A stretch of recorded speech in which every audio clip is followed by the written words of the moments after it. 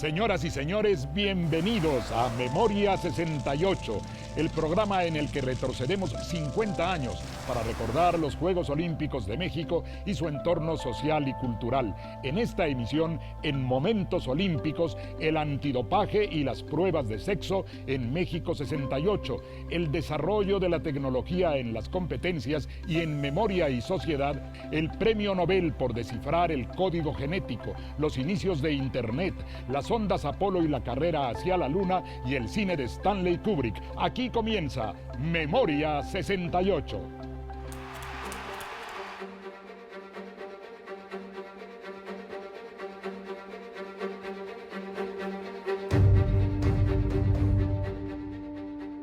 El 12 de octubre de 1968 se inauguraron los 19º Juegos Olímpicos, evento deportivo que marcó un antes y un después en la historia del olimpismo moderno. No solo por los hitos deportivos que el mundo atestiguó, sino también por el impacto social, cultural y tecnológico que de ellos se derivaron. Aunque el uso de sustancias, fármacos y métodos para mejorar el rendimiento físico en el mundo deportivo data de hace siglos, fue a partir de los Juegos de México en 1968 que el Comité Olímpico Internacional comenzó a realizar pruebas de control antidopaje para garantizar una competencia justa y proteger la salud de los atletas, quienes continuamente buscaban nuevos métodos para incrementar su fuerza, velocidad y resistencia. El primer laboratorio especializado en la detección de sustancias dopantes se instaló en Florencia, Italia, en el año de 1961. La decisión fue tomada en buena medida por la muerte del ciclista danés Knut Enemark Jensen, ocasionada por una sobredosis de anfetaminas y alcohol mientras competía en los Juegos Olímpicos de Roma un año antes. Pero fue a raíz de un evento ocurrido durante el Tour de Francia de 1967 que los estudios de dopaje a los atletas se instauraron definitivamente. Las impactantes imágenes televisivas de la muerte del ciclista inglés Tony Simpson, víctima de una fatal combinación de anfetaminas y alcohol, aceleraron la determinación del Comité Olímpico Internacional para luchar abiertamente contra el dopaje. Así, se creó la Comisión Médica del Comité, la cual comenzó los controles antidopaje en los Juegos Olímpicos de México. El primer atleta descalificado por salir positivo en una prueba antidopaje fue el competidor sueco de pentatlón moderno Hans Gunnar Liljenvall, quien había ganado la medalla de bronce en esa disciplina, pero al dar positivo en una prueba de alcohol, tuvo que devolver las preseas obtenidas por el equipo sueco. Después de los Juegos Olímpicos de México 1968, varios deportistas fueron descubiertos utilizando sustancias en las competencias. El dopaje es tan antiguo como el deporte mismo. Según algunas fuentes, desde los Juegos Olímpicos de la Grecia antigua en el siglo V a.C., ya había participantes que pretendían mejorar su rendimiento mediante pociones herbarias. Y ahora, en los tiempos modernos, el intento de conseguir mejores resultados a través de la ingestión de algunas sustancias que se supone van a mejorar las condiciones del deportista ha ido aumentando exponencialmente. En México 68, cuando se introdujeron las pruebas de antidopaje, solo hubo un atleta suspendido por ese motivo. Pero después ha ido creciendo el número, cada vez son más los sancionados por estas infracciones, al extremo de que Rusia, por ejemplo, participó solo de manera parcial en los Juegos Olímpicos de Río, y en los Juegos de Invierno de Pyeongchang tuvieron los atletas rusos que desfilar bajo la bandera olímpica. No se les permitía incluso tener su himno al ganar una competencia. Y es que la lista de las sustancias prohibidas se ha ido incrementando cada vez más. Yo conté en la que publica la Asociación Mundial Antidopaje más de 250 sustancias que no pueden consumir los atletas.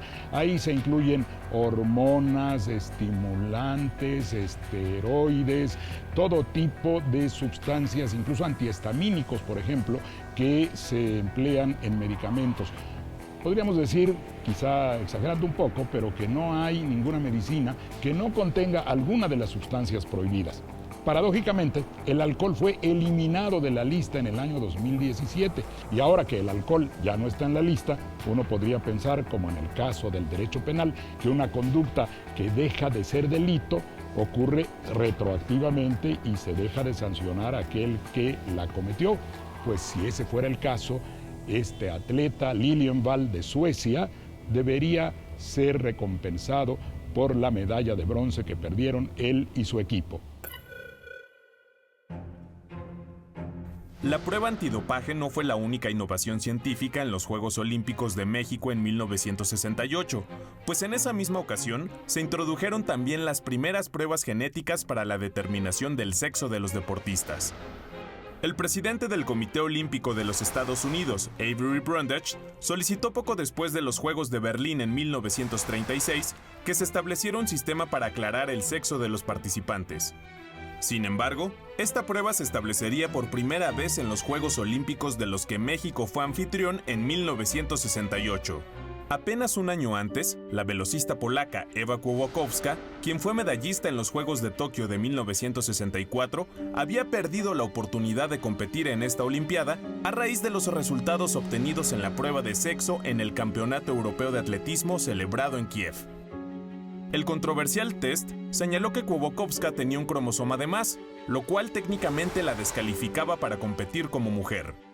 De esta forma, la polaca sería la primera atleta en ser reprobada en una prueba de sexo.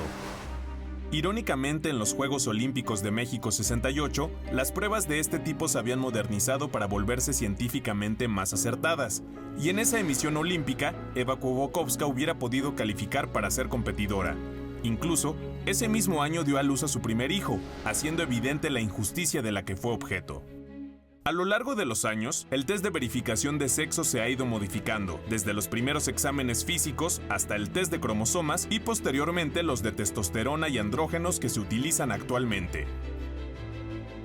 El Comité Olímpico Internacional reconoció hasta los Juegos de Atlanta de 1996 que existían múltiples inconsistencias en las pruebas realizadas de manera obligatoria, por lo que desde 1999 fueron abandonadas como una condicionante para competir, pero sí han sido aplicadas en casos particulares, siendo igualmente controversiales por lo que implica en el campo de los derechos humanos.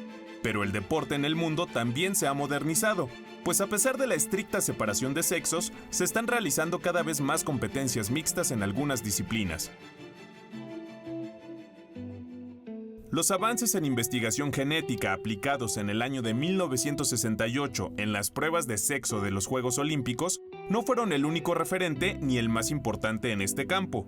En 1933, Thomas Hunt Morgan, un genetista estadounidense, fue galardonado con el Premio Nobel de Fisiología y Medicina por su descubrimiento de los cromosomas como portadores de nuestra información genética, los mismos que hicieron posible determinar a través de ellos las características genéticas del sexo de una persona.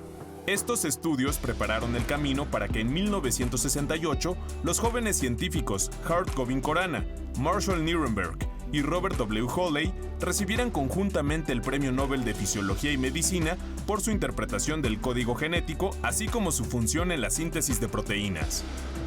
Previamente, el gran salto que contribuyó a resolver los grandes misterios de la biología molecular tuvo lugar desde 1953, cuando James Watson, Francis Crick, Maurice Wilkins y Rosalind Franklin lograron conocer los detalles básicos de la larguísima cadena de ADN, quedando como estructura el conocido modelo de doble hélice unido por millones de eslabones. El ácido desoxirribonucleico, abreviado ADN, es el archivo completo donde se guardan los datos de cada organismo viviente, con la finalidad de poder originar otros cuerpos semejantes. Sin embargo, hacía falta saber cómo es que este dirigía la producción de proteínas y cuál era la función del ácido ribonucleico, o ARN, en esos procesos.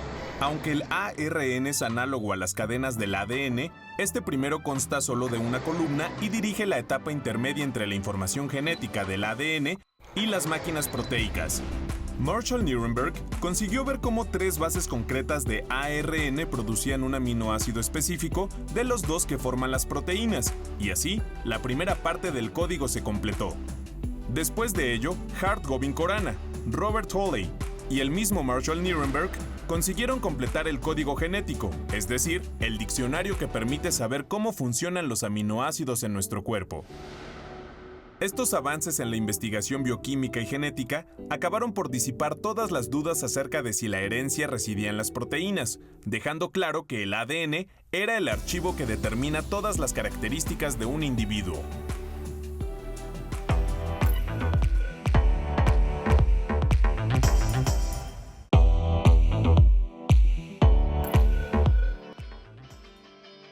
Además de los grandiosos avances científicos que se alcanzaron en el año de 1968, para los Juegos Olímpicos de México, la tecnología fue también una gran protagonista.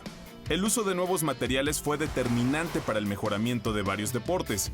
Por ejemplo, en los saltos de garrocha hubo pértigas de fibra de vidrio por primera vez, lo que las dotaba de mayor resistencia y flexibilidad, además de colchonetas de hula espuma utilizadas para el aterrizaje de los saltos.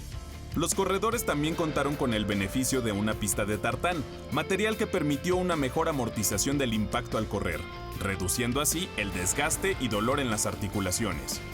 Además, la precisión en los cálculos y mediciones hizo su aparición en todas las disciplinas, pues aunque ya desde la Olimpiada de Los Ángeles en 1932 la empresa Omega había operado con sus cronometrajes digitales, estas herramientas se hicieron plenamente oficiales hasta la 19ª Olimpiada en 1968. El cronometraje integrado conjugaba elementos electrónicos y automáticos que permitían arrojar datos estadísticos de gran utilidad para los jueces. Así, los deportistas tenían la seguridad de que la marca en su participación era exacta, ya que el hecho de medir los tiempos de forma manual había traído consigo ciertas polémicas. En los Juegos de México también se hizo presente el Swim-O-Matic, un temporizador que funcionaba de manera digital y que a través de paneles táctiles instalados en los extremos de la piscina le permitía a los nadadores ser dueños de su propio cronometraje, ofreciendo tal precisión que en México se rompieron varias marcas olímpicas y mundiales. La medición precisa se volvió imprescindible en las competencias atléticas, y fue por eso que también para los Juegos Olímpicos de 1968 se instituyó el recurso del cronómetro fotográfico, mismo que captaba el momento justo del cruce de meta en la pista, permitiendo conocer hasta por centésimas de segundo quién había cruzado primero. Los avances tecnológicos en los Juegos Olímpicos también han estado presentes en su necesidad de ser difundidos al mundo, desde la radiodifusión para Los Ángeles 1932, el cine para Berlín 1936, las cintas magnéticas para grabación de sonido en Helsinki 1952, y las primeras transmisiones vía satélite a todo el mundo en México 1968. Yo recuerdo a mis viejos familiares que se sorprendían con la televisión cuando empezaban en blanco y negro y había que pegarle a veces al aparato para que volviera la señal o las antenas de conejo. Aquí obviamente fue la primera Olimpiada que pasamos a color.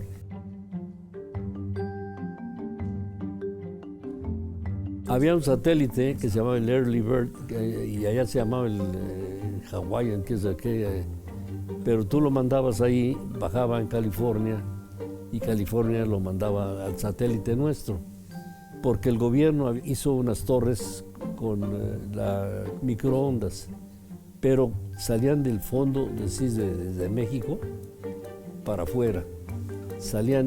Había dos salidas, una a California y otra a Texas, y una tercera, no me acuerdo a dónde. La de California no tenía objeto porque California no tenía cómo comunicarse a las microondas y mandaban satélite a la torre de telecomunicaciones, a las que tenían en Iztapalapa y no me acuerdo dónde, que tuvieron que traer más cerca de la ciudad, y a una que tenían en el edificio de la Secretaría de Comunicaciones donde mandaban todo. Y ahí recogíamos nosotros y mandábamos también. Era muy complicado, pero de todas maneras hicimos la Olimpiada y la transmitimos al mundo entero a color y en directo. ¡Sí, señores! ¡El tibio! ¡La locura! ¡La medalla de oro! ¡La primera medalla de oro para México! ¡El tibio! A finales de la década de los 60, una verdadera revolución digital estaba naciendo, y los Juegos Olímpicos de México dieron muestra de la efectividad de esta evolución tecnológica. Aunque la Internet había sido concebida desde 1962 por Joseph Licklider, del Instituto Tecnológico de Massachusetts, como una red galáctica que permitiría conectar a un grupo de ordenadores para acceder a datos y programas sin importar su ubicación, en 1969, las investigaciones en este campo permitieron la creación de la primera red de comunicación entre puntos distintos, a través de un nuevo protocolo, es decir, las reglas y códigos que permitirían dicha comunicación. Fue el 29 de octubre del mismo año que dos distintos ordenadores de las universidades UCLA y Stanford consiguieron comunicarse por primera vez.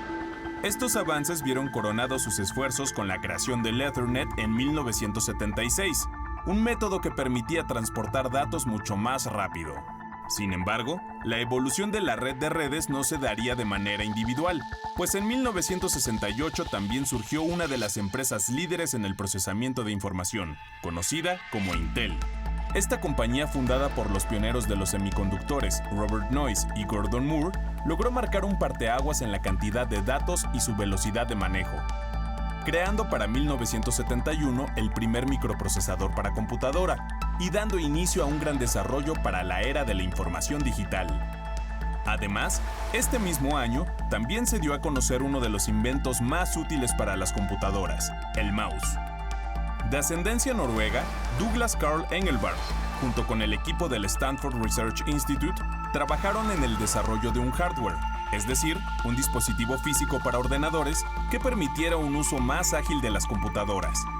Engelbart también fue el primero en desarrollar un sistema operativo que utilizara múltiples ventanas e hiciera uso del enlace de diferentes elementos virtuales, mismos que hoy podemos definir como el hipertexto.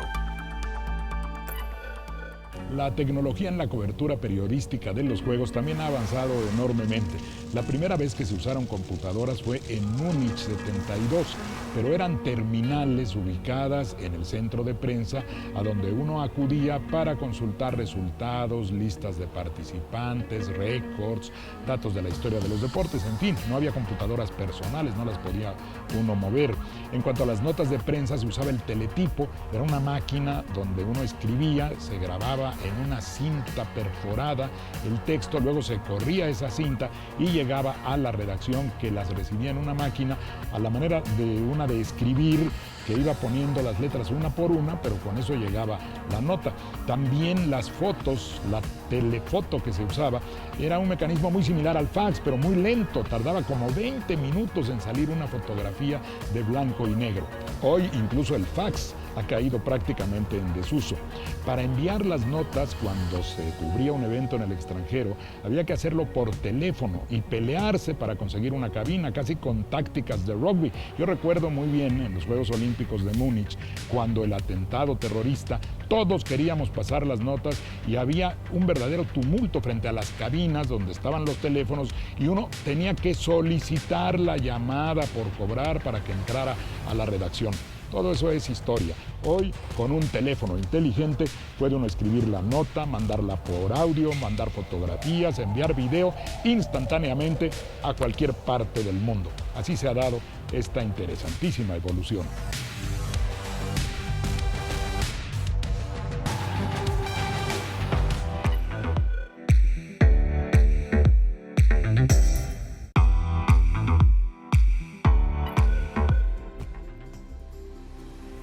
En 1968 no solo fue un año de innovaciones en los campos de la informática y la genética.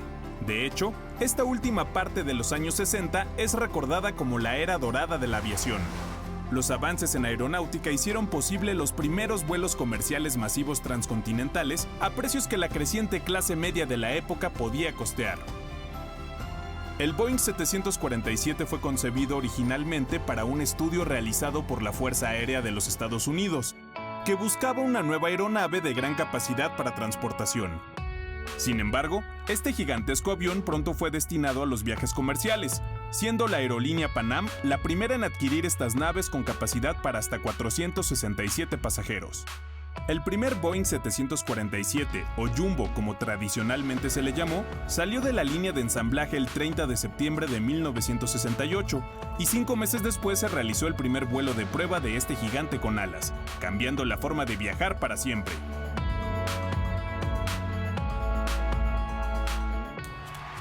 Los ingleses fueron los primeros que se atrevieron a sacar aviones de chorro.